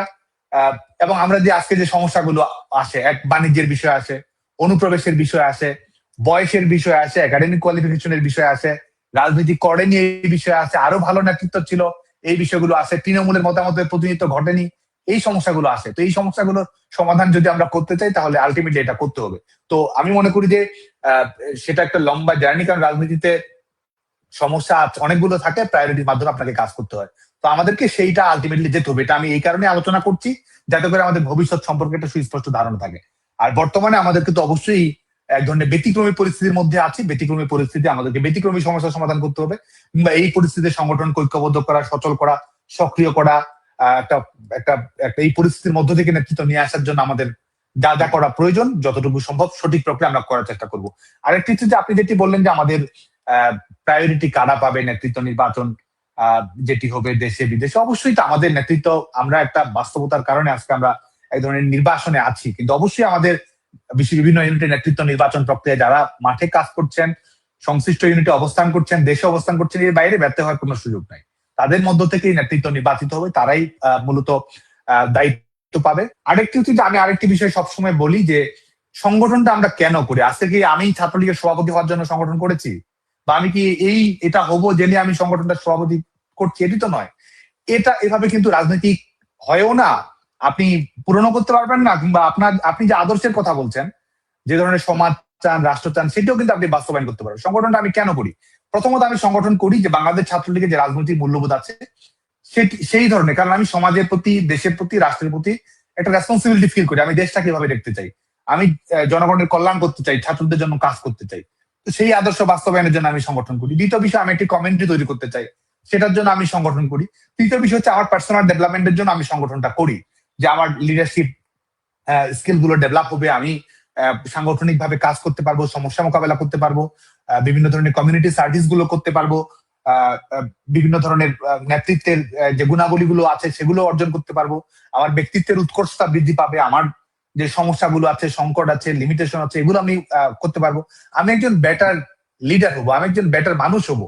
আমি সংগঠনটা কিন্তু এই করি, একটা হচ্ছে দেশের প্রতি, আর একটা হচ্ছে আমি নিজেকে এভাবে দেখতে চাই এটার মাধ্যমে। এবং একই সঙ্গে আমরা যেহেতু একটা ছাত্র সংগঠন, আমি শিক্ষা ব্যবস্থা, ছাত্রদের নিয়ে এই অ্যাক্টিভিজম গুলো করতে চাই, তাদের স্কিল করতে চাই, আমাদের বিশ্বের শিক্ষা মানচিত্রে বাংলাদেশের শিক্ষা প্রতিষ্ঠানগুলো জায়গা করে সেটি নিশ্চিত করতে চাই, আমাদের ছাত্রদের এমপ্লয়াবিলিটি তৈরি হোক এবং পরবর্তীতে এমপ্লয়মেন্ট হোক সেটি নিশ্চিত করতে চাই, স্টুডেন্টদের সমস্যাগুলো তৈরি করতে চাই, তাদের হয়ে ডেমোক্রেসি নিয়ে অ্যাডভোকেসি করতে চাই, হিউম্যান রাইটস নিয়ে অ্যাডভোকেসি করতে চাই, ছাত্র অধিকার নিয়ে অ্যাডভোকেসি। এই জন্যই তো আমরা সংগঠনগুলো করি। তো আমরা মনে করি যে আমাদের ফোকাসটা আসলে সেদিকে নিয়ে যাওয়া উচিত। এবং আমি সুস্পষ্ট করে এটি বলি যে পদ পদবি আপনার রাজনৈতিক জীবনের ভবিষ্যতের গ্যারান্টি দিবে না। এটি মনে করার কোনো কারণ নেই যে আমি ছাত্রলীগের সভাপতি, এটি কারণ আমি অটো প্রমোশন পেয়ে পেয়ে আমি নেতৃত্বে চলে যাব, এবং এটা আশা করাও ভুল। কেন? আজকে হয়তো আমি সংগঠনের দায়িত্ব পালন করছি, আমাকে সব সময় নিজেকে প্রমাণ দিতে হবে, আমাকে সবসময় নিজেকে প্রাসঙ্গিক থাকতে হবে, আমাকে সবসময় ডেলিভারি দিতে হবে, এবং এটির মাধ্যমে আমি এই রাজনৈতিক পথরেখাটা আমি আমার অব্যাহত রাখবো। তো যে কারণে আমি ছাত্রলীগের কর্মীদেরকে আহ্বান জানাবো যে অবশ্যই আমাদের সাংগঠনিক নেতৃত্বের বিষয়টি গুরুত্বপূর্ণ, অবশ্যই তারা আমাদের গুরুত্বপূর্ণ ভূমিকা পালন করে, এবং তারা ভবিষ্যতে দেশ, সমাজ, রাজনীতিকে অনেক কিছু তারা দেবে। কিন্তু আমাদেরকে মনে রাখতে হবে যে আমরা নিজেরা যদি আলোকিত মানুষ হতে পারি, নিজেরা যদি নিজেকে সেভাবে গড়ে তুলতে পারি, তাহলে কিন্তু আমি ভবিষ্যতের জন্য নিজেকে আরো ভালোভাবে প্রস্তুত করতে পারছি। আমি ছাত্রলীগের সভাপতি হয়েছি, কিন্তু আমি নিজের সংগঠনটা এভাবেই করেছি। আমি হয়তো ব্যর্থ হতে পারি, আমার হয়তো ভুল থাকতে পারে, ত্রুটি থাকতে পারে, কিন্তু আমি সংগঠনটা করেছি সংগঠনটা ভালোবেসে, এবং আমি বিশ্বাস করি যে ছাত্রলীগের কর্মীরা কম বেশি সেটাই করে। তো আমি সেই ফোকাসটা যেন থাকে। আর আমরা অবশ্যই লিডারশিপ, যেহেতু সংগঠনের লিডারশিপ অনেক গুরুত্বপূর্ণ, এবং বাংলাদেশের সমাজ রাজনৈতিক বাস্তবতায় এখানে নেতৃত্বের, যেহেতু এখানে প্রতিষ্ঠানগুলো সেভাবে ডেভেলপ করেনি এখনো, গণতান্ত্রিক সংস্কৃতি প্রত্যাশিত মাত্রায় ডেভেলপ করেনি, তো সেই জায়গায় নেতৃত্বের ভূমিকাটা আমি মনে করি যে বর্তমানে অনেক বেশি। তো এটাকে আমরা অবশ্যই গুরুত্ব দিই, এবং সেই জায়গা থেকে আমরা যেন বেটার লিডার চুজ করতে পারি, সেটা আমাদের অগ্রাধিকারের তালিকায় আছে।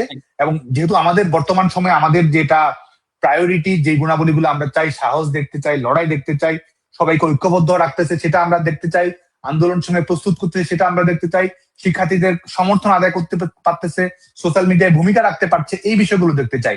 এবং অলরেডি পারফর্ম করেছে, নিজেকে সেই প্রমাণ করেছে। এই বিষয়গুলোর আলোকে এটি মনে করার কোনো কারণ নেই যে ছাত্রলীগে কেউ অনিবার্য, আমি অনিবার্য না, কেউ অনিবার্য না। ছাত্রলীগের বিকল্প নেতৃত্ব সবসময় আছে, এবং এটির মধ্য থেকে যেটা তুলনামূলক বেটার সিদ্ধান্ত নেওয়া সম্ভব হয়, আমরা সেটি নেওয়ার চেষ্টা করব। এবং আমি এটি সুস্পষ্ট হয়ে বলতে পারি যে ছাত্রলীগের সাংগঠনিক কমিটি গঠন প্রক্রিয়া সকল পর্যায়ে দ্রুততার সঙ্গে গঠিত হবে, ত্বরান্বিত, এবং সবাই এটা প্রকাশও দেখতে পাবে। একেবারেই তাই। আমরাও সাদ্দাম এটা বিশ্বাস করি যে আসলে যখন পদ খুব সীমিত, কিছু সীমিত পদ নিয়ে আসলে মূলত এই যাচাই বাছাই সবগুলো হয়, কিন্তু আসলে বাংলাদেশ ছাত্রলীগ এত বড় একটা সংগঠন যে যোগ্যতার মাপকাঠিতে দিতে গেলে হয়তো একটা পদের জন্য আসলে যদি 300 জন আবেদন করে, আজকের এই দুঃসময়ে দাঁড়িয়েও যারা দেশের মধ্যে লড়াই করছে, আমার মনে হয় যে 300 জন লড়াই করা সৈনিকই আসলে যোগ্য। কিন্তু যেহেতু সীমাবদ্ধতা রয়েছে, নিশ্চয়ই বাংলা ছাত্রলীগের কর্মীরাও সেই জায়গাটাকে অনুধাবন করে যে হয়তো পদ কয়েকজন পাবে, একটা বড় অংশই তো আসলে পদ পাবে না, পাওয়া সম্ভব না কোনোভাবেই সেটা, কিন্তু লড়াই অব্যাহত থাকবে, এবং সেই পদগুলো অন্ততপক্ষে সেই মানুষগুলোই পাবে যারা তৃণমূল থেকে লড়াই করছে, জীবন বাজি রেখে মবের মুখে থেকে জেল খাটছে, তাদের অগ্রাধিকার থাকবে, এটুকু আমাদের প্রত্যাশা। নিজুম ভাই, আমি একটু আপনার কাছে আমাদের যে মানে কি বলবো, আসলে অসুস্থ একজন স্বাস্থ্যমন্ত্রী, যার নিজেরই মানসিক চিকিৎসা দরকার, সর্দার সাখাওয়াত হোসেন নাম যে ভদ্রলোকের, তাকে নিয়ে একটু আপনার কাছে একটা প্রশ্ন রাখতে চাই। এই যে হামের কারণে যখন বাংলাদেশের শতাধিক শিশুর মর্মান্তিক মৃত্যুর ঘটনা আমরা দেখলাম, এই স্বাস্থ্যমন্ত্রী প্রথমেই বলে দিল গত 8 বছর যাবৎ শেখ হাসিনার সরকার টিকা দেয়নি, কোনো ধরনের কার্যক্রম পরিচালনা করেনি, টিকা কার্যক্রম, যেই কারণে এই মানে মৃত্যুগুলো ঘটেছে। তারপরে যখন চারদিক থেকে সংবাদ মাধ্যমে প্রকাশ পেতে শুরু করলো, সামাজিক মাধ্যমে সকল তথ্যপত্রগুলো উঠে আসলো, আন্তর্জাতিক যে স্বাস্থ্য সংস্থার বরাত দিয়ে, যে কিভাবে জননেত্রী শেখ হাসিনা এই ধরনের যে সংক্রামক ব্যাধিগুলো এগুলোকে নিয়ন্ত্রণ করেছে, এবং সেই তথ্যপত্র যখন বাইরে এলো, তখন সে বলল যে এটা হচ্ছে মূলত কি বলে ইউনূস সরকারের ব্যর্থতা, তাদের সময় তারা টিকা কার্যক্রম চালায়নি। এই কথা বললো 4 দিন আগে, তারপরে আবার আজকে এসে বলেছে যে ইউনূস সরকারের সাথে শেখ হাসিনা সরকারও আসলে দায়ী। মানে দুইটাকেই আবার যুক্ত, মানে কি বলবো আসলে, আপনি বলুন কিছু।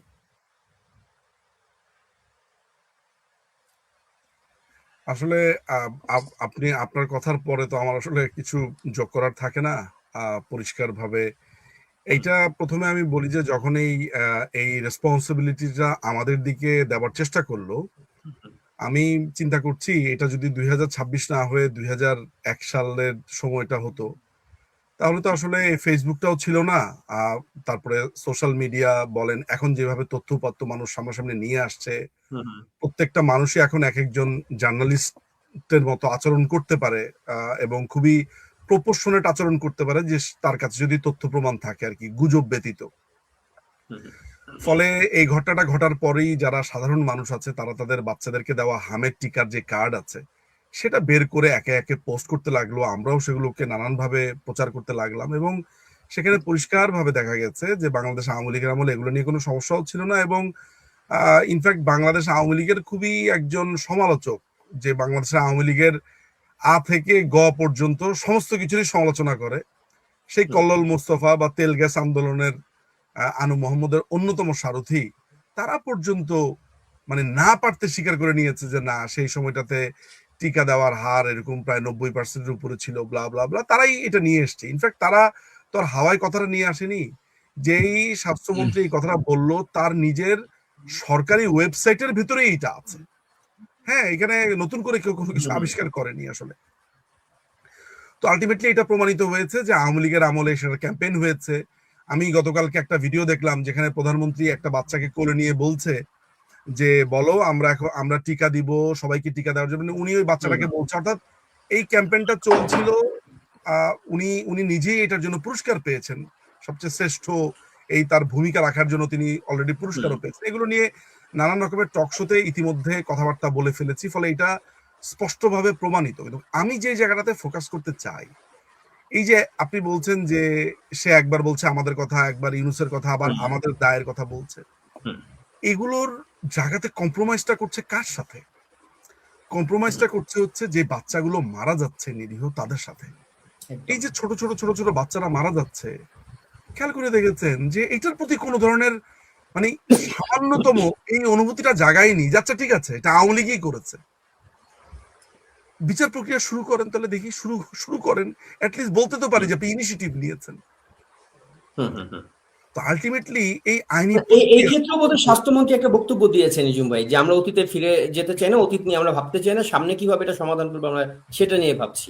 যখনই মানে সাংবাদিক প্রশ্ন করেছে এই ব্যাপারে কারো বিরুদ্ধে তদন্ত ওই হবে যে কিনা। এটা হয়ে গেছে হচ্ছে আজকে আসিফ নজরুলের মতো।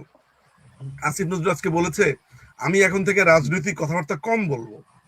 আমি একটা জিনিস লক্ষ্য করে দেখলাম যে যখনই আওয়ামী লীগ ক্ষমতাতে থাকে তার ইতিহাসে, সেটা আপনার 1971 সালের পরে বলেন বা প্রি 1971 বলেন, তার জন্ম লগ্ন থেকে যখনই সে ক্ষমতায় গেছে, যখন সে কোনো পোস্টে গেছে, পদে গেছে, আমি জানি না যে বাংলাদেশ আওয়ামী লীগ একটা পাঞ্চিং ব্যাগ। সে যখন ক্ষমতায় থাকে তখন সবার কথা বলতে ইচ্ছা করে, তখন আর কারো বলতে ইচ্ছা করে না যে এখন আমি সমালোচনা কম করব, এখন অতীত নিয়ে আমাদের পড়ে থাকার সময় না।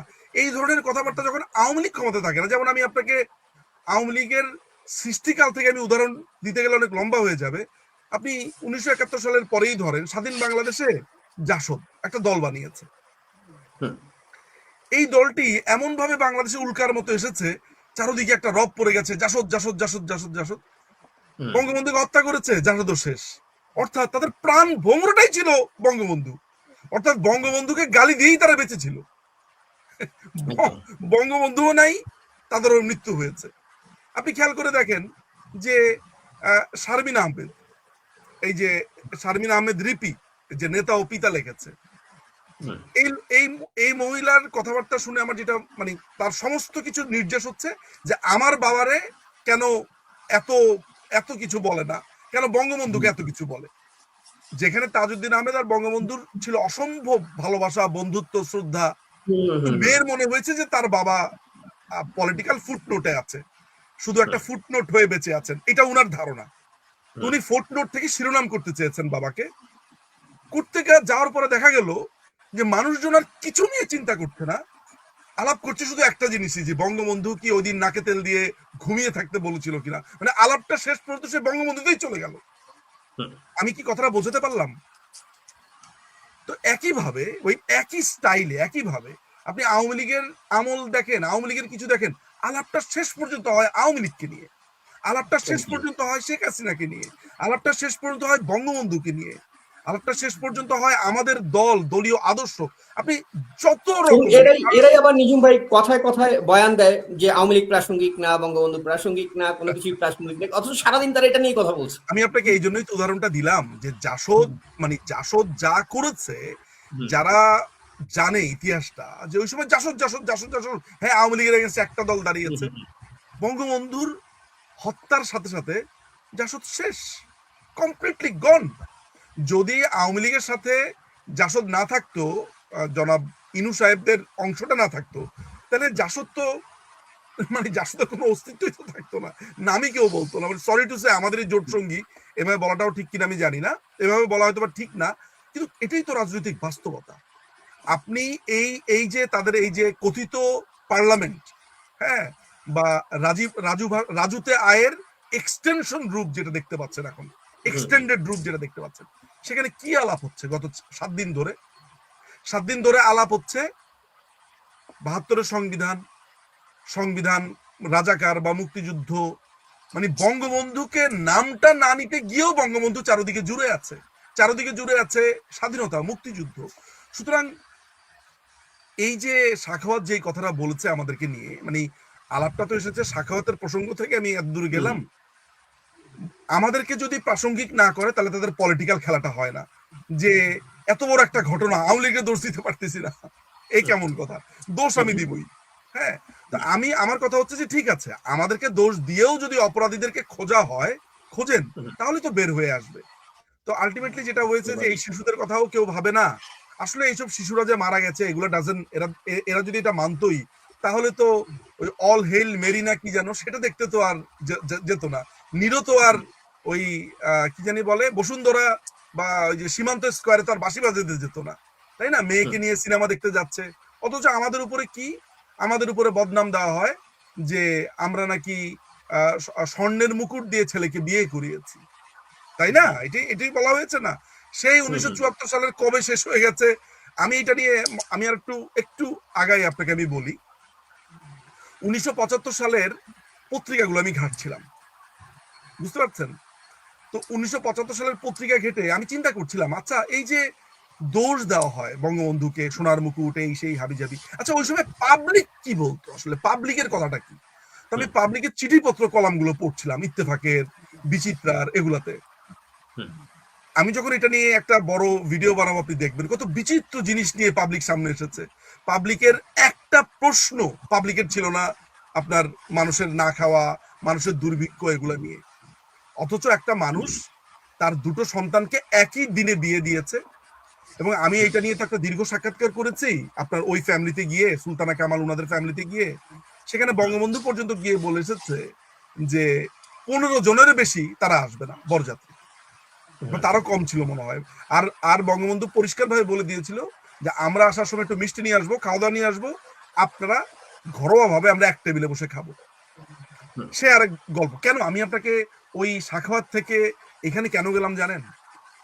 এই কারণে গেলাম যে এইটাও হইতেছে, এটাও ওই একই প্রোপাগান্ডার অংশ, যে আমরা বাচ্চাদেরকে মেরে ফেলেছি, আমাদের কারণে এটা হয়নি। অর্থাৎ আমাদের ললাটে বা আমাদের কপালে আরেকটা প্রোপাগান্ডা স্থান করতে নিয়েছিল। ভাগ্যিস সাধারণ জনতা তাদের এভিডেন্স নিয়ে ছুটে এসেছে, তা না হলে ভবিষ্যতে আপনি অন্য প্রজন্মে শুনতেন যে আওয়ামী লীগ আমলে সবাই হামের টিকা না দিয়ে মেরে ফেলেছে।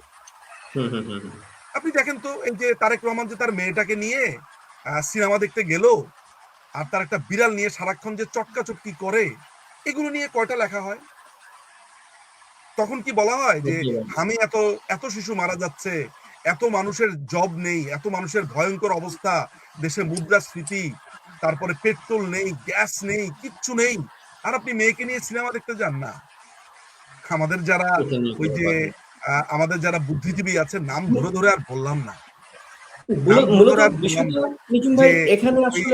ওই এনায়েতুল্লাহ খান মিন্টু, তাদেরও তো লেগেসি যারা পালন করেছে, তাদেরও তো পত্রিকা আছে, তারাও তো আছে, যাদের বড় বড় চুল ধরে টানও দিয়েছিল কদিন আগে, কিন্তু সেগুলো নিয়ে একটা নিবন্ধনও দেখলাম না যে আমার চুল ধরে টান দিয়েছে ইউনুস। কই? অথচ আওয়ামী লীগ হলে বিরাট বড় নিবন্ধ হয়ে যেত যে আওয়ামী সন্ত্রাসীরা আমার বড় চুল ধরে টান দিয়েছে। আমি নুরুল কবিরের কথা বলছি, আপনি বুঝে থাকবেন। তো এই যে প্রথম আলোর সামনে ওই দিন রাতের মবের মধ্যে যে মব হামলা শিকার হলেন, মানে প্রথম আলোতে যেদিন হামলা হয় সেদিন যেটা হয়েছে সেটা হচ্ছে আওয়ামী লীগকে একটু বিদ্ধ করতে পারলো না, এই হচ্ছে কষ্ট। কিন্তু আমি জানি না, আমি কেন আশা করছি, তবে এদেরকে প্রপার বিচারের কাঠগড়াতে দাঁড় করানো যেতে পারতো, যেটা একটা সুযোগ ছিল। কিন্তু হয়তো বা স্বাভাবিকভাবেই মোস্তাকের বিচার কি আর জিয়া করেছে? তাও যা বিচার হয়েছে না পারতে, সেটাও তো তাকে ছেড়ে দিয়েছে আবার। সুতরাং এক অপরাধী আরেক অপরাধীর বিচার করবে না, কারণ এটা হচ্ছে একটা রিলে রেসের মতো। আপনি বাটন যার কাছ থেকে নিয়েছেন, যে 4 জন থাকে 4x100 মিটার যে রিলে রেসের, আপনি কি তার পা ভেঙে দিবেন না তো, কারণ আপনারা 4 জন মিলেই তো একটা রিলে রেস হচ্ছে। সো যারা রিলে রেসের সঙ্গী, এই ইউনুস বলেন, তারপরে আসিফ নজরুল বলেন, তারেক রহমান বলেন, এনসিপি বলেন, একজন আরেকজনের সাথে হয়তো বা একটা তর্কাতর্কি করতে পারে, আবার গা জড়িয়ে ধরতেও পারে, এরা কেউ কাউকে বিচার করবে না, কারণ এরা সবাই ক্রিমিনাল এন্টারপ্রাইজের অংশ। এই তো পুরো ব্যাপারটি আসলে আমার মনে হয় যে বাংলাদেশের একটা সুশীল অংশ রয়েছে, যাদের যাবতীয় রাজনৈতিক জ্ঞান থেকে শুরু করে, দেশপ্রেম থেকে শুরু করে, তাদের মানবাধিকার থেকে শুরু করে সবকিছু শুধু একটা জায়গায় গিয়ে আটকায়, সেটা আওয়ামী লীগ বিরোধিতার দিকে নেওয়া যাবে কিনা। যদি আওয়ামী লীগ বিরোধিতার দিকে নেওয়া যায় তাহলে তারা ভীষণ সোচ্চার, আর যদি সেই তীরটা কোনো দিকে আওয়ামী লীগের দিকে ঘুরানো না যায় তখন তারা একেবারেই চুপ। একদম একদম এটা আসলে তাদের কাছে একটা মানদণ্ড হয়ে গেছে। মানবাধিকার মানে হচ্ছে আওয়ামী লীগের বিরুদ্ধে যেতে হবে, অন্যথায় সেটা গ্রহণযোগ্য না। ব্যাপারটা আপনি এরকম। আপনি নিজেই মানে আপনার এই জীবদ্দশাতে, আপনার জীবদ্দশাতে সাদ্দামও এখানে আছে, আপনারা দুজনই মানে আমার থেকে বয়সে ছোট হবেন। আমি শুধু আপনাদের জীবদ্দশার কথা বলি, আপনারা যখন থেকে বুঝেছেন বা বোঝা শুরু করেছেন, আমি ধরে নিচ্ছি লেট 90s থেকে আপনারা এগুলো দেখেছেন, চোখের সামনে এগুলো ঘটছে। এখনো পর্যন্ত আপনি বিচার করে দেখেন তো যে আমরা এখনো পর্যন্ত কি নিয়ে আলোচনা করি আমাদের জাতীয় ইতিহাসে। যত রকমের প্রোপাগান্ডার আপনি আলোচনা শোনেন সব আওয়ামী লীগ কেন্দ্রিক। একেবারেই আপনি কোনোদিন আপনার এই জীবদ্দশাতে শুনেছেন বিএনপির নোংরামির গল্প, জামাতের নৃশংসতার গল্প, জাতীয় পার্টির গল্প শোনেন নাই আপনি। কারণ বাংলাদেশ আওয়ামী লীগ এই রাজনীতিতে প্রাসঙ্গিক, এবং তাকে ধরে হ্যাচকা টান দিতে পারলেই সে হিরো হতে পারে। যতগুলো আজকে ভাইরাল হয়েছে, যতগুলোকে আপনি দেখেছেন, সব আওয়ামী লীগের দুর্নাম করে আওয়ামী লীগের বিরুদ্ধে দাঁড়িয়ে হয়েছে। আওয়ামী লীগের এই কথাটা নিজুম ভাই, হ্যাঁ, আমি কয়েকদিন আগে একটা প্রসঙ্গে বলছিলাম, আমি একটু সাদ্দামের কাছে যাব। আমি একটা প্রসঙ্গে বলছিলাম যে শুধুমাত্র এক বঙ্গবন্ধুর বিরোধিতা করতে গিয়ে এই দেশে অনেকে জাতীয় নেতা হয়ে গেছে, শুধুমাত্র বঙ্গবন্ধুর বিরোধিতা করতে করতে অনেকেই না, পার্লামেন্টের অনেকে যতগুলো জাতীয় আছে নেতা হয়ে সব। গেছে। মানে বঙ্গবন্ধু তাহলে কে, যার সমালোচনা করলে একদিন জাতীয় নেতা হয়ে যাওয়া যায়, আর কোনো যোগ্যতা লাগে না। সাদ্দাম, একটু আপনার কাছে যাচ্ছি। আমি গত পরশুদিন মানে একটা পোস্ট দেখছিলাম, পরশুদিনের পোস্ট, মানে আজকে দেখছিলাম লাইভের আগে। আমেরিকাতে স্বপ্নীল খান নামে ছাত্রলীগের একজন কর্মী রয়েছে, তার কিছু অ্যাক্টিভিটিসের কিছু ছবি টবি সে একটা করে আপলোড করছে। তো এইরকম ধরেন যে স্বপ্নীল খান আমেরিকায় করতেছে, আবার লন্ডনে আছে আরেকজন কি যেন নাম। কয়েকটা জায়গায় আমরা দেখতেছি ছাত্রলীগের যারা রয়েছে দেশের বাইরে কমিটিগুলো বা ছাত্রলীগের সঙ্গে সম্পৃক্ত, তারা খুবই অ্যাক্টিভলি কাজ করতেছে। কিন্তু এর বাইরে আরো অনেকগুলো দেশে আমরা জানি যে কমিটি রয়েছে ছাত্রলীগের, সেই জায়গাগুলোতে আমরা অতটা সোচ্চার অবস্থান দেখতে পাচ্ছি না। অন্তত আন্তর্জাতিকভাবে ইউনুস বা তারেকের যে অপকর্ম, বা বাংলাদেশ আওয়ামী লীগের উপর যে অন্যায়টা হচ্ছে, ছাত্রলীগের উপর যে নিপীড়নটা হচ্ছে, এই কথাটা তুলে ধরবার জন্য অনেক জায়গার অনেক দেশেরই আমি কমিটিগুলো বা ওখানকার ছাত্রলীগকে অনেক নির্জীব বোধহয় দেখছি। এই জায়গাটাকে কোনোভাবে আরো উজ্জীবিত করবার জন্য কোনো উদ্যোগ নিচ্ছেন কিনা, বা তারা কেন নির্জীব আসলে? ছাত্রলীগের কর্মীরা আসলে নানা ফ্রন্টেই কাজ করছে। এটি একটা হচ্ছে যে একজন রাজনৈতিক কর্মী কিন্তু নানাভাবে কাজ করে। এটি সজীবতা বা নির্জীবতা, এটার আসলে বহুমাত্রিক সংজ্ঞা আছে, এবং এটা একটি দৃষ্টিকোণ থেকে এটির পুরো বিষয়টা ব্যাখ্যা করার সুযোগ আছে বলে মনে করি না। কারণ আমাদের যারা কর্মী আছেন, সেটা বলছি এই জায়গাটা। হ্যাঁ হ্যাঁ, আমাদের যিনি কর্মী আছেন তিনি অনেকেই কারাগারে আছেন, অনেকেই মাঠে লড়াই করছেন, অনেকে সংগ্রাম করছেন, অনেকে মিছিল করছেন, অনেকে সংগঠিত করার চেষ্টা করছেন, কেউ আর্থিকভাবে সহযোগিতা করছেন, কেউ সামাজিক যোগাযোগ মাধ্যমে ক্যাম্পেইন পরিচালনা করছেন, কেউ যোগাযোগ রক্ষা করছেন, হয়তো শিক্ষা প্রতিষ্ঠানগুলোতে যাচ্ছেন, সেভাবে কাজ করার চেষ্টা করছেন। প্রত্যেকটি ভূমিকাই গুরুত্বপূর্ণ। আমি আসলে এটার মধ্যে পার্থক্য করতে চাই না যে এই কেউ নির্জীব কেউ সজীব। আমি মনে করি ছাত্রলীগের প্রত্যেকটি কর্মী, বেশিরভাগ কর্মী সজীব ভূমিকা পালন করছে, এবং সামাজিক যোগাযোগ মাধ্যমে ক্যাম্পেইন পরিচালনা করার ক্ষেত্রে আমরা সবাইকে উৎসাহিত করি। বিশেষ করে জনমত তৈরি করা, এটি অনেক বেশি গুরুত্বপূর্ণ একটি বিষয়। তো এটিকে বিশেষ করে আমাদের যেহেতু একটা অগণতান্ত্রিক একটা ফ্যাসিবাদী বন্দোবস্ত বাংলাদেশে চলছে, তা আমাদের তো শিক্ষার্থীদের কাছে পৌঁছাতে হবে, মানুষের কাছে পৌঁছাতে হবে, মানুষের সমস্যাগুলো তুলে ধরতে হবে, অ্যাড্রেস করতে হবে। কারণ রাজনীতিটা শেষ পর্যন্ত আমাদের জনগণ কেন্দ্রিক, রাজনীতিটা আমাদের শেষ পর্যন্ত জনতাই আমাদের কাছে আসলে শেষ পর্যন্ত সবকিছু। তো যে কারণে আমি মনে করি যে সেটির অংশ হিসেবে আরো সক্রিয় ভূমিকা পালন করতে হবে যারা সক্রিয় হয়েছেন। আমি বিশ্বাস করি যে তারা অব্যাহতভাবে ভালো ভূমিকা পালন করবেন, এবং রাজনীতিতে সক্রিয় থাকা, সক্রিয় করা, এটিও কিন্তু সাংগঠনিক কাজের অংশ। আজকে আমি সক্রিয় আছি, আমি কাজ করছি, একই সঙ্গে অন্যান্যরা যেন সক্রিয় হয় সেই লক্ষ্যেও কিন্তু উদ্যোগ গ্রহণ করতে হবে। তো আমরা বিশ্বাস করি যে আমাদের, এবং এই যারা কাজ করছেন, আমি মনে করি যে তারা কাজটা অব্যাহত রাখতে হবে। আজকে কমিটি গঠন প্রক্রিয়া, এটি কিন্তু একটা সংগঠনের একটি দিক মাত্র, কিন্তু সংগঠন একটা লড়াই করছে, সংগঠন একটা ফাইট করছে, সেই লড়াইয়ের জয়টা কিন্তু আপনাকে নিশ্চিত করতে হবে। যে কারণে সবাই সবার জায়গা থেকে কাজ করুক, আরো বেশি উৎসাহিত হোক, ঐক্যবদ্ধ থাকুক, নিজের দলের অভ্যন্তরে পারস্পরিক সৌহার্দ্য, শ্রদ্ধা, ভালোবাসা, সেটি যেন অব্যাহত থাকে। পরস্পরের প্রতি সহানুভূতি সহমর্মিতা সংগঠন কেন করি? সংগঠন কিন্তু নিজেদের মধ্যকার হৃদ্যতা, একটা কমিউনিটি ফিলিংস এর জন্যই কিন্তু আমরা সংগঠনটা করি। তো সেইটা যেন সবার মধ্যে থাকে, সেই আহ্বানটা জানাবো। আর কমিটি গঠন প্রক্রিয়া একটা স্বাভাবিক রাজনৈতিক প্রক্রিয়া, সেটিকে সেভাবে দেখে সেটাকে সেটাকে অতিমাত্রায় সেটাকে না দেখে, আবার এটাকে নিম্নমাত্রায় না দেখে যতটুকু ভাবে দেখা প্রয়োজন সেটিকে দেখতে হবে। এবং আমরা সাংগঠনিক কাঠামো গঠন প্রক্রিয়া যারা দায়িত্বরত আছি, আমরা চেষ্টা করবো আমাদের জায়গা থেকে সকল বিষয় বিবেচনা করার। একজন রাজনৈতিক কর্মীকে মূল্যায়ন করার ক্ষেত্রে অনেক বিষয় বিবেচনা করতে হয়, তার দৃশ্যমান কর্মকাণ্ড, তার পারফরমেন্স, ভবিষ্যতে সে কতটুকু করতে পারে, কর্মীদের সঙ্গে সম্পৃক্ততা, মাঠে লড়াইয়ে সে কতটুকু ভূমিকা রাখছে, কতটুকু দৃঢ়, কতটুকু সাহসী, অন্যান্যদের কাছে কিরকম গ্রহণযোগ্যতা আছে। এবং এই ধরনের যোগ্যতা সম্পন্ন নেতাকর্মী আমাদের অনেক আছে। এটি মনে করার কোনো কারণ নেই যে আমি একমাত্র বাংলাদেশ ছাত্রলীগের সভাপতি হওয়ার মতো ছিলাম, আর অনেকেই ছিল। ঠিক একইভাবে প্রত্যেকটি ইউনিটেও তাই। এর মধ্য থেকে আমাদেরকে বেছে নিতে হবে। যেটি হয় যে কমিটি গঠন প্রক্রিয়াটি নিয়মিত হলে সবারই রাজনৈতিক নেতৃত্বে আসার সুযোগটা আসলে থাকে। তো সেই জায়গাটাতে আমরা ফোকাস করার চেষ্টা করব। আর কমিটি গঠন অবশ্যই ত্বরান্বিত হবে, সকল প্রক্রিয়া ঘোষিত হবে। ছাত্রলীগের কর্মীদের কাছে আমি আহ্বান জানাবো, আপনি কি একটা টাইমলাইন রেডি করেছেন যে এর মধ্যে কমিটিটা আপনারা সম্পন্ন করতে চান? এটি নিয়মিত প্রক্রিয়া, এটি কালকে হতে পারে, যেহেতু অনেকগুলো কমিটি, এটি তো সেটি চলতেই থাকবে, এটি অব্যাহত ভাবে সেটি চলতেই থাকবে। কারণ সাংগঠনিক কাজ তো কমিটি গঠন হচ্ছে, কর্মসূচি হবে, পূর্ণাঙ্গ হবে, মিটিং আছে, অন্যান্য নিয়মিত সভা আছে।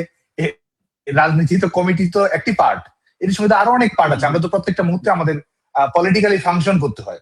তো আমরা সেই পলিটিক্যাল কালচারটা যেন ডেভেলপ করে, সেটাই আমরা চাচ্ছি। আর ছাত্রলীগের কর্মীদেরকে আহ্বান জানাবো যে আমরা অবশ্যই চেষ্টা করব তুলনামূলক যেন বেটার সিদ্ধান্ত গ্রহণ করে সেটি করব। আর আমাদেরকে প্রস্তুত হতে হবে আরো অনেক বড় কিছুর জন্য। আজকে শুধু সভাপতি, সাধারণ সম্পাদক, কমিটি নয়, বাংলাদেশ ছাত্রলীগের নেতা কর্মীদেরকে প্রস্তুত হবে ভবিষ্যতের জন্য। শুধুমাত্র কমিটিতে পদায়িত হওয়া নয়, ছাত্রলীগের কর্মীদেরকে ইতিহাস তৈরি করতে হবে। ছাত্রলীগের কর্মীদেরকে বাংলাদেশের রাজনৈতিক সংগ্রামের মাত্রাকে নতুন তো জায়গায় নিয়ে যেতে হবে। বাংলাদেশে এক ধরনের গণতন্ত্রের আগ্নেয়গিরি বাংলাদেশে নিশ্চিত করতে হবে। এই অন্যায় অবিচারের তখত গুড়িয়ে দিতে হবে। এই অবিচারের দুর্গ গুড়িয়ে দিয়ে মানুষের মুক্তির পতাকা উড়াতে হবে। বাংলাদেশের দিন বদল করতে হবে, বাংলাদেশের বাক বদল করতে হবে।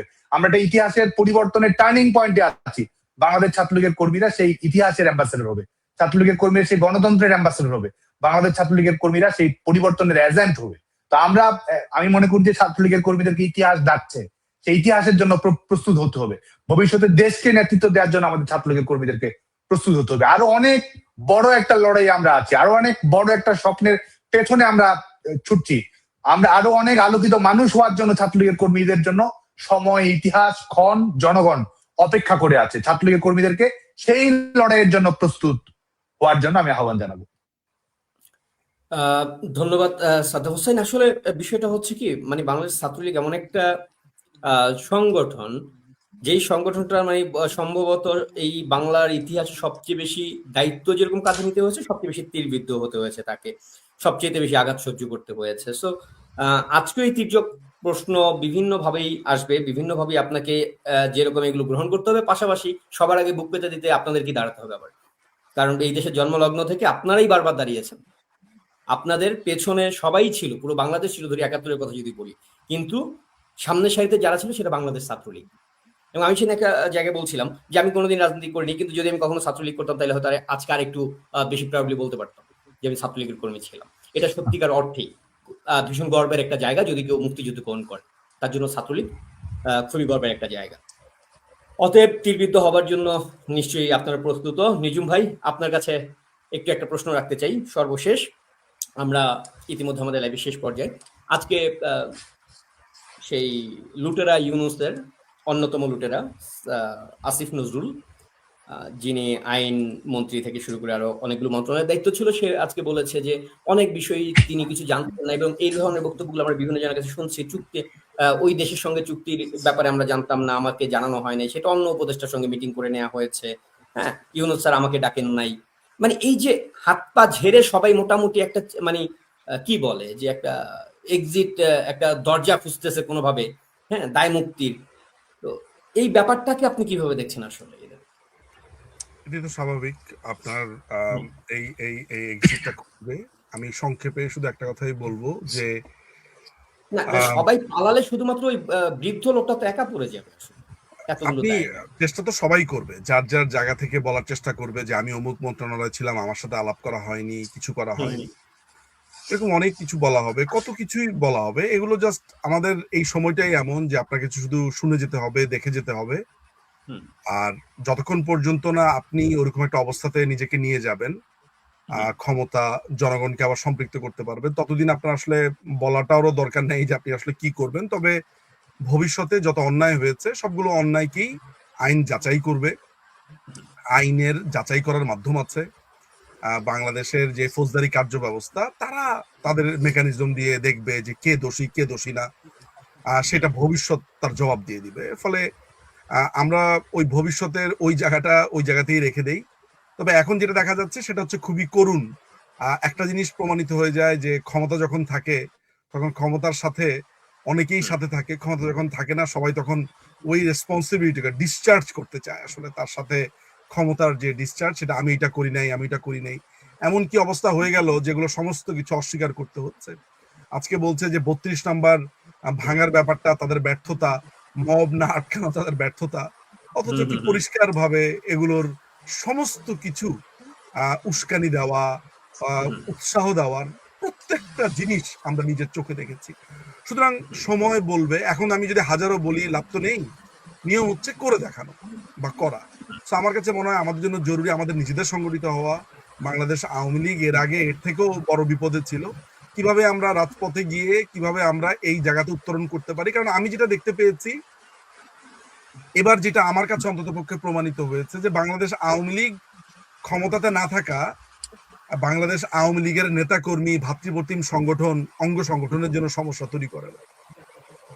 বাংলাদেশে যেই মানুষগুলো মুক্ত বুদ্ধির, যেই মানুষগুলোর আসলে কোনো দল নাই, কিছুই নাই, হুম, যারা এই দেশটাকে মুক্তিযুদ্ধের স্বপ্নে লালন করেছে নিজের ভেতরে, কিন্তু আওয়ামী লীগ করেনি, সেই মানুষগুলো আমাদের জন্য কষ্টে পড়ে যায়।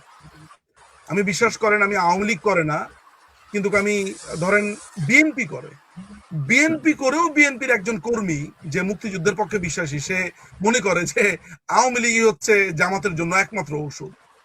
হুম, হুম, হুম, এইটা একটা বিএনপির ছেলে কেন মনে করবে? তার তো দল ক্ষমতাতে। তার মানে হচ্ছে যে আমরা আজীবন প্রাসঙ্গিক থেকে যাব এই পার্টিকুলার জায়গাগুলোতে। কোন জায়গাতে?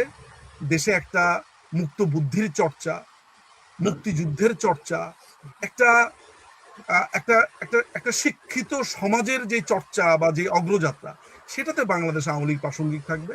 ফলে আপনার যে প্রশ্ন আসিফ নজরুলকে ঘিরে, সেইটার উত্তরটা মনে হয় এইভাবেই দেওয়া যেতে পারে যে প্রত্যেকটা মানুষই তার অপরাধের থেকে নিজেকে বিচ্ছিন্ন করতে চায়, এটি তারই একটি প্রক্রিয়া। কিন্তু হুম। সেই প্রক্রিয়া কতটুকু ঠিক বা বেঠিক সেটাকে যাচাই করবার জন্য বাংলাদেশ আওয়ামী লীগেরই বরঞ্চ প্রস্তুতি নেওয়া উচিত এই প্রত্যেকটা জিনিসের ক্ষেত্রে, এবং সেটাই হবে এখন ফোকাল পয়েন্ট বা ফোকাস পয়েন্ট। এতটুকুই আমার বলা।